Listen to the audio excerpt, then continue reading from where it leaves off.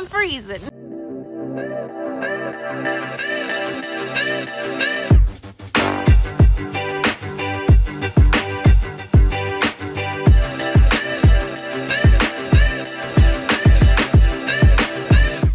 Welcome to frigid Vermont in February. Can we move south now? No, I wish we could move south now. Although Doc Lee said it's 9 degrees in South Texas. Come to Vermont.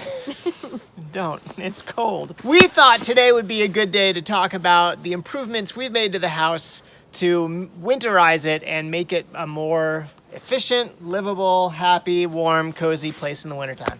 Absolutely. Which we've done. Totally. Especially compared to where we were last year. We replaced the front storm door here with a storm door that Heather found on Facebook Marketplace.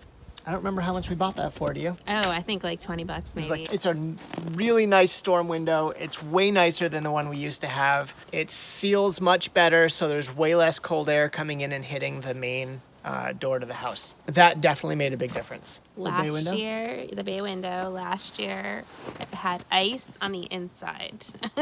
Yeah, but not on the glass, like on the bottom Yeah, of on the the bay window. Like, you know, where you put your plants and decorations and stuff to make it look all pretty. That spot. Because there was no insulation there. No insulation there. Well, there was some, but then there was a giant gap. We wanted to replace that whole window, and that was just not within our budget.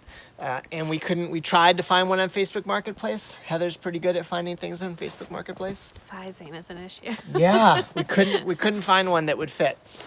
So we made the decision to simply rebuild this window and re-insulate it, which we did. We made a video about it Totally. a while ago. And it made a huge difference. It's so cold. On the back side of the house, we built this storm window on top of the glass window that was here already. These two window sashes were free. We made a video about it back in November. Yeah. So we just used scrap wood and 2 free window sashes. We did caulk everything and seal it. In the mornings when the sun hits this side is warm to the touch, and the other side is still really cold. It's still cold. We insulated some bare cement walls in the big room in the basement. That made a gigantic difference, I think, in terms of keeping that room warmer. And we run the wood stove a lot. We're running it pretty much 24/7 right now. It's made a huge difference. We shut off the great room. We closed off our bigger living room because... So what was in that room was a ventless propane heater. So it vented into the room. It worked really well, but it turns out that those are illegal in Vermont, and when we switched propane companies, they had to disconnect it. we have no source of heat in that room. So it was easier for us just to close that room off. We priced out putting a propane heater in there. It's going to be at least $3,000, and that's just not something that we have budgeted. We can't make that happen. I could see us doing a wood stove at some point in there. It would require a lot of firewood, I think, to constantly run in there, but it would be a nice solution anyways. Otherwise, at this point. Even so cold. And our wood stove, we've been using a lot of firewood. Realistically, at this time of year, that's a week's worth of firewood. But then we also have over a cord of firewood sitting on the side of the house. So that should be enough to get us through the winter as long as we're careful. I think the thing that, what do I want to say? The most efficient aspect to the house in the winter and in the summer is the blown cellulose that's in the attic. That was there when we got here, and makes a gigantic difference in terms of keeping the house warm in the winter and cool in the summer. Absolutely. Oh, and we fixed the access panel that goes into the attic was a single sheet of drywall, and that was letting a lot of cold air in, and I think transferring heat out into the attic. So we replaced that with beadboard and 3 inches of foam. Foam. Oh, the dryer. That's another. Oh, the dryer. I didn't even think about that. That helps a lot.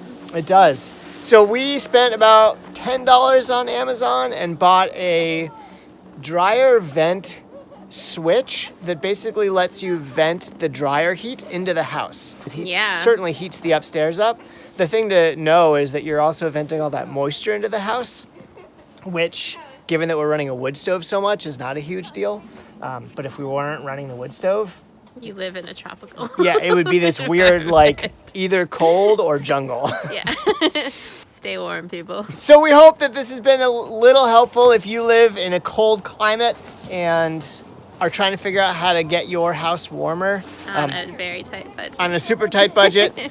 Free window sashes and some scrap wood will make a huge difference. Rebuilding a window instead of replacing it makes a huge difference. Yes. It's amazing how much of a difference that's made.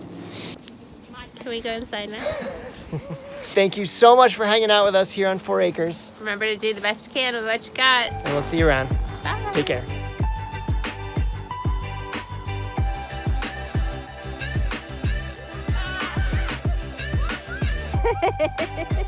Don't eat the spray foam. Don't eat the spray foam. Psst, psst, psst. Hey, hey. It's not a worm. The R value of my chickens is amazing.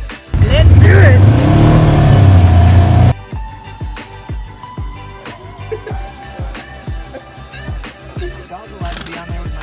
Oh, get off! Get off! Bunker, that's not okay. Go get a drink.